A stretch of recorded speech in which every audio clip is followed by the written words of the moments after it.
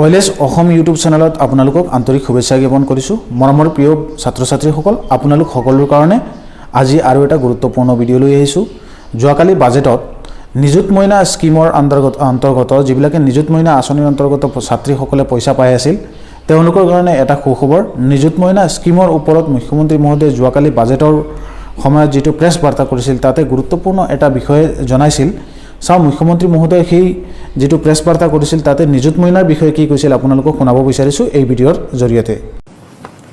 মুখ্যমন্ত্ৰী নিযুত মইনা আঁচনি যোৱা বছৰতকৈ এইবাৰ হিতাধিকাৰী প্ৰায় দুগুণতকৈ বেছি বৃদ্ধি হ'ব। কাৰণ বিশ্ববিদ্যালয়বিলাকত কলেজবিলাকত একাংশ ছাত্ৰ ছাত্ৰী পঢ়ে, তেওঁলোকে সেলফ ফাইনেন্স স্কিমত পঢ়ে। আগতে তেওঁলোক এই স্কিমৰ অন্তৰ্ভুক্ত নাছিল, এইবাৰ আমি তেওঁলোকক এই স্কিমৰ অন্তৰ্ভুক্ত কৰিছোঁ।